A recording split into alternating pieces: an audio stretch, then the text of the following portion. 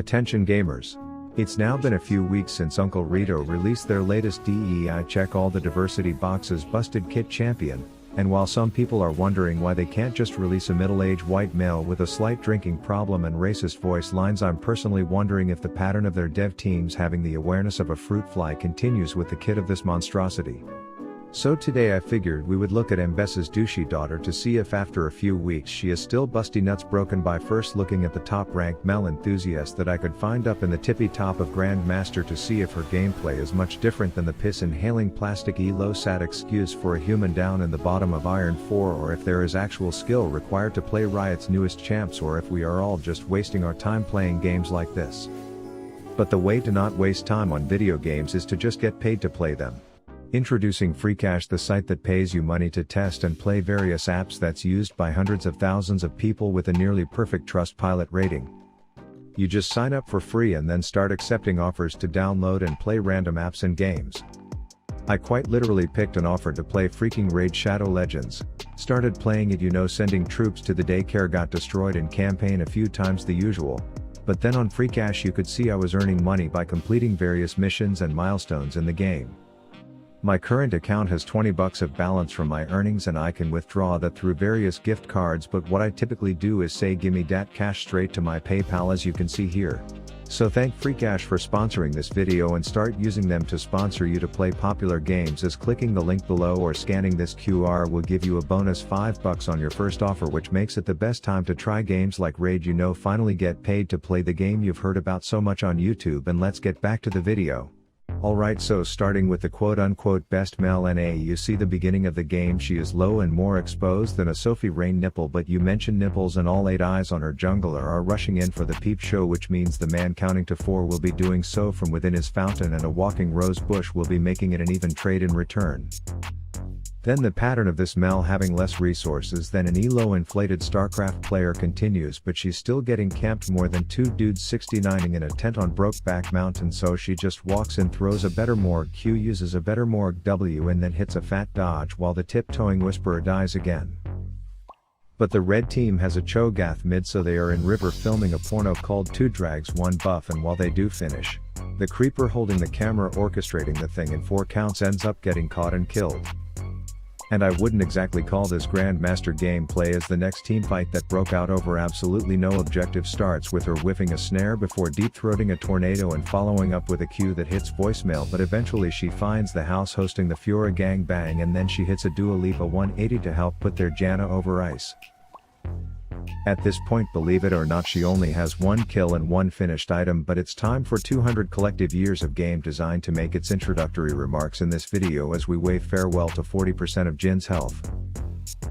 Then the river roaming commences as the enemy team's Queef Queen is like, hey watch me get caught, but then Mel's support is like, bro anything you can do I can do better, as she gets tramp stamped, and I guess this makes the Janna insecure about no longer being the dumbest dipshit, so she paths straight back into danger where Jace's bottom bitch pushes her win fight button. It's worth noting that the red team does kill Attic and Mr. Makes Me Need Ativan, and this gives the blue team the great idea to pull a world boss for themselves, and while jerking off a world record of height holding wiener in the river when you have no privacy from the rubberneckers on the red team seems stupid. This is where having a kit designed by a woke in turn comes in, as the first snare does its best collector impersonation, and then your typical Fiora player plays a round of Twister left foot on 5 people who want to kill you, which results in a terrorized Tulip who just witnessed the whole thing thinking that a gold coat of paint is going to prevent a quadra. Then back to mid for a little A to the ram as Lysandra takes the fuckboy express over to the Rift Residence vegan, and our protagonist earns another kill via passive. Now things are going to start getting spicy, because Mel B the Spice Girl is now rocking enough AP to say a little GG as she gives Jin a bit of rope burn around his ankles and then demonstrates a Reddit hate thread worthy amount of damage to kill him off. She kites back to the safety of her butt buddies to avoid bladed Barney before formally informing Janna that she is indeed a dead bitch. Turns out the river regrew its wiener and both teams are interested in jerking it off, so the sped Jedi leads the front towards Fiora, who informs him that fencing is a much finer art than whipping a lightsaber around, so he dies, but at least she does too. Somehow, despite all 10 players being alive, the red team gets an uncontested Baron, which is shocking to me, but that's just a column article when the actual headline here is that this Piltover congresswoman makes the hibachi chef looking lizarder bitch. Then her team I guess was doubting the stories of her killing a Cho'Gath so easily, so they said prove it when we are around, but when the time came to prove it they felt the need to spit in his mouth themselves. Another fight breaks out, and even though Zyra is a plant I swear she's more of a weed with how much she's getting picked, and perks of the Mel passive is that she typically gets the credit for the group project in situations like these. At this point our Spice Girl is quite fed, which means this is on the table.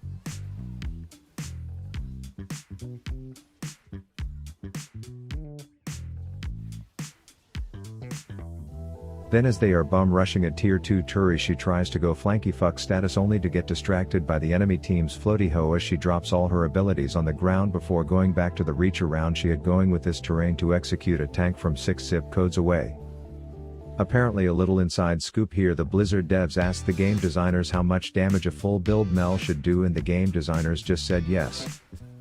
Then add one more encore performance of this Fiora is fucking stupid paired with their team's tank getting served CC9 ways to Sunday while the rest of the red team has given up in Fountain, and this has been the typical pattern of the highest mastery Grandmaster Mel's games on this champ.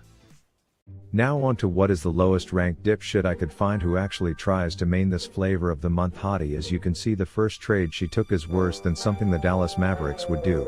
And by 4 minutes into the game she's been sporked so many times in her shithole that she's dangerously close to bleeding out under her own tower defense turret. That said, in this rotten piss ridden elo it's customary for a team support to just come mid, no surprise no gank, and just slap turret as if that does jack shit at 5 minutes as a Lux, but she manages to accidentally tank it, which lets our board certified dumbass to actually come away with a free kill. Then her jungler is killing the Courage the Cowardly Dog testicles, and to be frank he's fine alone until the voice of reason over here decides to go micromanage the efforts, which attracts the Sardine to follow, and I guess whiffing an E reflecting absolutely nothing and then standing inside of a Fizz ult isn't exactly the optimal way to play this champ, so unfortunately she does pass away. The little rainbow shepherd fuck midget is now raining terror on her teammates, so she does God's work by shooing him away so that the hula hooper can escape, and this is going well until she fails to realize that the little dick pimple never left the bush she just chased him into. She throws her whole kit at the pole dancer and then busts her ult nut a tad too early before getting juked more than a box that plays music when you shove quarters up its ass.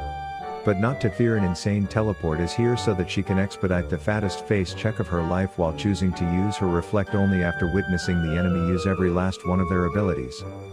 But a flash forward into pop rocks over the wall to kill a support is totally worth, especially because this autopilot Annie can't even dodge a simple bind. Lamal looks like the tides are tables turning for our little shitter, doesn't it?